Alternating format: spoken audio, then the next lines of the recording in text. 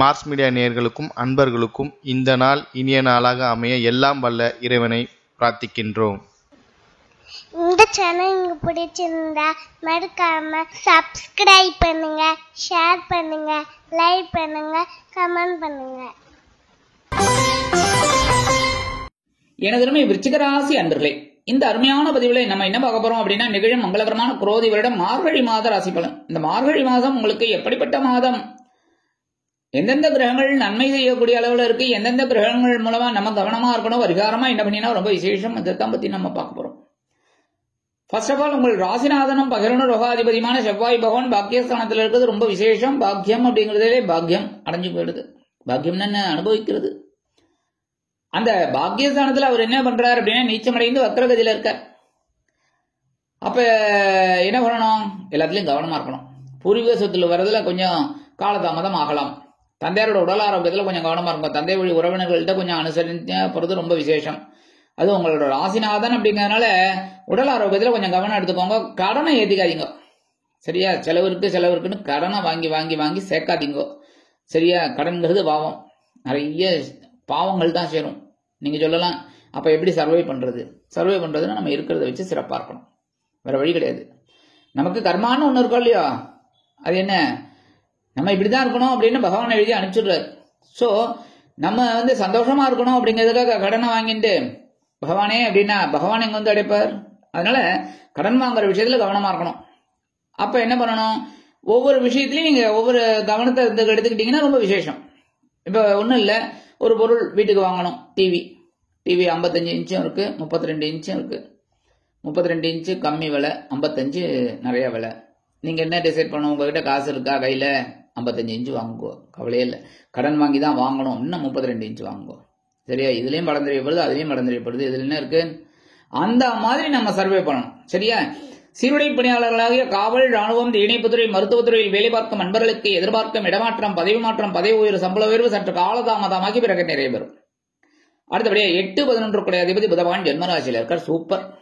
ஏன்னா ஜென்மராசியில இருந்துட்டு குரு பகவான பார்வை வாங்கிக்கிறார், 7ஆம் பார்வை. அதே சமயம் சனிச்சூர் பகவானும் 10ஆம் பார்வையை பார்த்துட்டு இருக்காரு. என்ன பண்றது, பரவாயில்ல. ஆனா புதன் ஜென்மராசியில இருக்கிறது விசேஷம். அறிவுத்திறன் விருத்தியாகும். எடுக்கிற காரியங்கள் உங்களுக்கு அற்புதமாக நிறைவேறும்.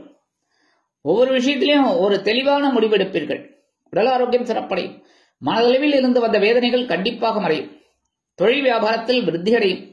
உத்தியோகத்தில் நீங்கள் எதிர்பார்க்கும் சில காரியங்கள் அற்புதமாக நிறைவேறும். 1/1/2025 முதல் இந்த புதபகவான் எங்க வரப்போறான்னு பாத்தீங்கன்னா, 2ஆம் இடமாகிய தனவாக்கு குடும்பஸ்தானத்துல சூரிய பகவானோட இணைந்து புதாதித்ய யோகத்தை கொடுக்கப்பாரு. கல்வி பயிலும் மாணவ மாணவிகள் இந்த குழந்தைகள் ரொம்ப நல்லா படிப்பா. மனசுல இருக்கிற கவலையெல்லாம் போயிடும், நல்லா படிப்பா. அதே மாதிரி அந்த குழந்தைகள் படிக்கிறதுக்காகவே அப்பா அம்மா நிறைய ஹெல்ப் பண்ணுவா. இந்த குழந்தைகளுக்கு என்னென்ன தேவையோ அதெல்லாம் பூர்த்தி பண்ணுவா. அதே மாதிரி உத்தியோகத்தில் இருக்கிறவாளுக்கு, தொழில் வியாபாரத்தில் இருக்கிறவாளுக்கெல்லாம் பொருளாதார நிலை உயரும். உத்தியோகத்தில் என்ன பொருளாதாரம், அட்வான்ஸ் கேட்டெல்லாம் கண்டிப்பா கிடைக்கும். அதே மாதிரி நீங்க உங்க எதிர்பார்த்த அந்த உயர்வுகள் வரத்துக்கு வாய்ப்புகள் இருக்கு. அதே மாதிரி புதுசா உத்தியோகம் தேடுறாள் பாருங்க, அந்த குழந்தைகளுக்கு நல்ல உத்தியோகம் கிடைக்கும், நல்ல வேலை கிடைக்கும், நல்ல சம்பளத்தோட நல்ல வேலை கிடைக்கும். மனசுல இந்த கவலைகள்லாம் குறையும். அதே மாதிரி எழுத்து மற்றும் அச்சுத்துறையில் இருக்கும் நண்பர்களுக்கு புதிய வாய்ப்புகள் மிளிரும். முக்கியமா புதன் அப்படின்னாலே கலைத்துறையில் இருக்கிறவாள் சக்சஸா பண்ணுவா, எல்லா விஷயத்திலும் சந்தோஷம். அடுத்தபடியே ஜீவனாதிபதி சூரிய பகவான். இந்த சூரிய பகவான் எங்க இருக்காருன்னு பாத்தீங்கன்னா, தனவாக்கு குடும்ப சடங்கு 2ஆம் இடத்துல இருக்கார். 2ஆம் இடம்ங்கிறது ரொம்ப பரவாயில்ல. ஜென்மராசில இருந்து விட்டு விலகினாலே கொஞ்சம் பிரச்சனை இல்லை. பொருளாதார நிலை கண்டிப்பாக உயரும். நீங்கள் எந்த அளவுக்கு உழைக்கிறீர்களோ அந்த அளவிற்கு ஒரு வருமானம் உங்களுக்கு கண்டிப்பாக வந்து சேரும். அதுமாதிரி சில பேருக்கு இந்த தனவரவுல இருந்த தடை தாமதங்கள் விலகும். யாருக்கோ எப்போ பணம் கொடுத்தால் அது வரும் நினைச்சுன்னு வரல, இப்ப வரதுக்கு வாய்ப்பு இருக்கு. அந்த தடை தாமதங்கள்லாம் விலகும். சில பேருக்கு விலை உயர்ந்த பொருட்களை வாங்கி மகிழும் வாய்ப்புகள் உண்டாகும். வீடு மனை வாங்க போட்ட திட்டம் உங்களுக்கு நிறைவேறும். அட்லீஸ்ட் வாகனமாவது நல்லா வாங்கிடுவேன். அடுத்தபடியா 7-12 அதிபதி சுக்கிர பகவான். இவர்தான் களத்திராதிபதி, விரையாதிபதி. எங்க இருக்காருன்னா 3ஆம் இடமாக சகாயஸ்தானத்தில் இருக்கார். முயற்சிகள் பலிதமாகும். உத்தியோகத்துல, தொழில் வியாபாரத்துல நீங்க எடுக்கிற காரியங்கள்லாம் அற்புதமா நிறைவேறும். உடன்பிறப்புகள் அனுகூலமாக இருப்பார்கள். அதே மாதிரி அரசியல்வாதிகளுக்கெல்லாம் அற்புதமான ஒரு முன்னேற்றம் கண்டிப்பாக வந்து சேரும். அடுத்தபடியா 30-12-2024 முதல் இந்த சுக்கிரபகவான் எங்க வரப்போறான்னு பாத்தீங்கன்னா, சுகஸ்தானமாகி 4ஆம் இடத்துல வந்து கேந்திர பலம் அதிகமா இருக்கும். கேந்திரஸ்தானத்துல சுக்கிரபகவான் இருக்கிறது உங்களுக்கு பெரிய பிளஸ் பாயிண்ட். சில பேருக்கு பொன்பொருள், ஆடை, ஆபரண சேர்க்கை உண்டாகும். விலை உயர்ந்த பொருளை வாங்கக்கூடிய ஒரு வாய்ப்புகள் வந்து சேரும். நீங்க எதிர்பார்த்த சில காரியங்கள் அற்புதமாக நிறைவேறும். மனதில் பொழுதுபோக்கு அம்சங்களுக்கு இடம் கொடுப்பீர்கள். வெளியூர் அல்லது வெளிநாட்டு பயணங்கள் உங்களுக்கு அற்புதமாக நிறைவேறும். அதே மாதிரி உறவினர்கள் ஆதரவாக இருப்பார்கள். உறவினர்களை அழைத்துக் கொண்டு இன்பச் சுற்றுலா சென்று வருவீர்கள். அடுத்தபடி 2, 5 குடைய அதிபதி குரு பகவான். இந்த குரு பகவான் கலத்திரஸ்தானமாக 7ஆம் இடத்துல இருக்கார். சூப்பர். ஏன்னா 7ஆம் இடத்துல இருக்கிறது ரொம்ப விசேஷம். ஏன்னா டைரக்டா உங்களை தான் பார்த்துட்டு இருப்பார். கரெக்டா? ஆனா என்ன, வக்ரகதியில இருக்கார். வக்ரகதியா இருந்தாலும் பார்வை ஒன்றே போதுமே. சரியா? 7ஆம் இடத்துல வக்ரத்துல இருக்கறனால வாழ்க்கை துணையோட உடல் ஆரோக்கியத்துல கொஞ்சம் கவனமா இருக்கும். தனவரவு அப்படி இப்படிதான் இருக்கும். அது கொஞ்சம் கவனமா இருக்கும். குழந்தைகள் மூலமா சில குழப்பங்கள் வரலாம். குழந்தைகள் எல்லாம் கவனமா வச்சுக்கோங்க. இருந்தாலும் உங்களுக்கு புனித பயணங்கள் அற்புதமாக நிறைவேறும். கோவில்களுக்கு சில திருப்பணிகளை மேற்கொள்வீர்கள். அடுத்தபடி இந்த குரு பகவானோட பார்வைன்னு பார்த்தீங்கன்னா உங்களோட லாபஸ்தானத்துல விழுது லாபங்கள் வந்து சேரும். வியாபாரத்துல, உத்தியோகத்துல எல்லாம். அடுத்தபடி 7ஆம் வரை உங்க ஜென்மராசியை பார்க்கறாரு. ஓரளவுக்கு மனசுல இந்த கவலைகள் எல்லாம் கொஞ்சம் குறையும். உடல் ஆரோக்கியம் சிறப்படையும். இருந்தாலும் சனி பகவான் அங்க பாக்குறதுனால கொஞ்சம் கவனமா இருக்கணும். அவ்வளவுதான். மற்றபடி உணவு கட்டுப்பாடு எடுத்துக்கிட்டேன்னா ரொம்ப நல்லது. அடுத்தபடியே 9ஆம் வரை உங்களோட சகாயஸ்தானமாக 3ஆம் இடத்தை பார்க்கறாரு. முயற்சிகள் வெளிதமாகும். உடன்பிறப்புகளின் மூலமாக சில நன்மைகள் உங்களுக்கு வந்து சேரலாம்.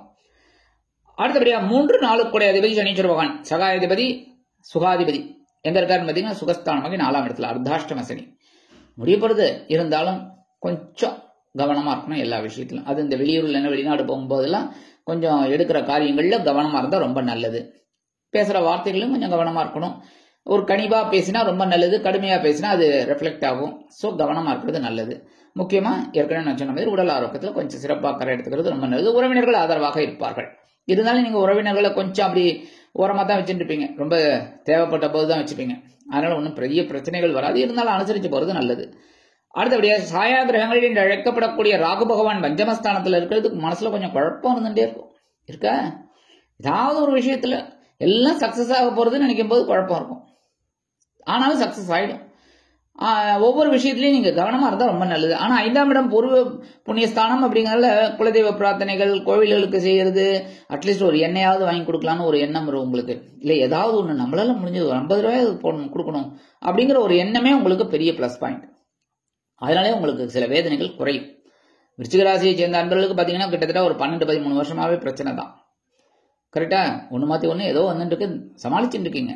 இப்ப மனசுல இந்த கவலைகள்லாம் கொஞ்சம் குறையும். இந்த ஆன்மீக விஷயங்கள்ல நீங்க ஈடுபடுறதுனால. அடுத்தபடியா கேது பகவான் லாபஸ்தானத்துல இருக்காரு. ஓரளவுக்கு உங்களுக்கு ஒரு முன்னேற்றம் வந்து சேரும்.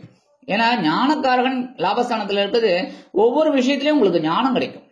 ஒவ்வொரு விஷயத்திலயும். ஆனாலும் வெளியூர்ல வெளிநாட்டு பயணங்கள் உங்களுக்கு அற்புதமாக நிறைவேறும். சில பேருக்கு பார்த்தீங்கன்னா இந்த வெளியூர் போகணும், வேலை பார்க்கணும், உத்தியோகம் பார்க்கணும், இல்ல வெளிநாடு போய் உத்தியோகம் பார்க்கணும், வேலை பார்க்கணும்னு நினைக்கிற வாழ்க்கெல்லாம் பிள்ளையாரையும் துர்க்கையும் வேண்டிட்டு உங்க முயற்சிகள் எல்லாம் மேற்கொள்ளுங்க. கண்டிப்பா ஒரு பெரிய சக்சஸ் உங்களுக்கு கிடைக்கும். சரி, பரிகாரமா என்ன பண்ணினா ரொம்ப விசேஷம். முருகப்பெருமான் வழிபாடு கண்டிப்பா பண்ணணும். ஏன்னா செவ்வாய் பகவான் நீச்ச வக்ரம். சோ கவனமா இருக்கணும். சோ எம்பெருமான் முருகப்பெருமானை செவ்வரளி மாலை கொண்டு நெய்தீபம் ஏற்றி வழிபாடு பண்ணுங்க. அற்புதமான பலாபலன்கள் உங்களுக்கு கண்டிப்பா கிடைக்கும். ஒரு முன்னேற்றம் தெரிய வரும். அடுத்தபடியா துர்கையை விடாம வழிபாடு பண்ணுங்க. தினந்தோறும் வழிபாடு பண்றது ரொம்ப நல்லது. துர்கா காயத்ரி சொல்றது ரொம்ப நல்லது. வெள்ளிக்கிழமை துர்கைக்கே நெய்தீபம் ஏற்றிட்டு வாங்கோ. சரியா? அது பண்ணுங்க. சில பேர் கேட்டிருக்கா வீட்டிலேயே எலுமிச்சம்பழம் விளக்கு போடலாமான்னு. கண்டிப்பா போடக்கூடாது. சரியா? எலுமிச்சம்பழம் அதெல்லாம் விளக்கெல்லாம் கோவில்ல தான் போடணும். சரியா? அதனால கோவில்ல போய் போட்டுட்டு வாங்க போடுறதா இருந்தா. இல்லைன்னா கோவில்ல போயிட்டு ஒரு நெய் தீபம் ஏற்றுறது ரொம்ப விசேஷம். சரியா? அடுத்தபடியா நவகிரகங்களில் உள்ள சனீஸ்வர பகவானிற்கு சனிக்கிழமைகளில் எல் தீபம் ஏற்றி வழிபாடு பண்ணுங்க. கண்டிப்பா ஒரு பெரிய பிளஸ் பாயிண்ட், ஒரு திருப்பம் கண்டிப்பா கிடைக்கும். ஒரு நல்ல திருப்பம். உத்தியோகத்துல, தொழில் வியாபாரத்துல எல்லாத்திலும் ஒரு அற்புதமான வளவளங்கள் உங்களுக்கு கண்டிப்பா கிடைக்கும். ஆக இந்த சிறு பரிகாரத்தின் மூலம் மார்கழி மாதம் உங்களுக்கு அற்புதமான மாற்றம் தரும், முன்னேற்றத்தை அள்ளித்தரும் மாதமாக அமையும் என்று கூறி விடைபெறுகிறேன். நன்றி, வணக்கம். மீண்டும் ஒரு அருமையான பதிவில் நான் உங்களை மனமகிழ்ச்சியோடு சந்திக்கிறேன். வாழ்த்துக்கள். வாழ்க வளமுடன். இந்த சேனல் உங்களுக்கு பிடிச்சிருந்தா மறக்காம சப்ஸ்கிரைப் பண்ணுங்க, லைக் பண்ணுங்க, ஷேர் பண்ணுங்க.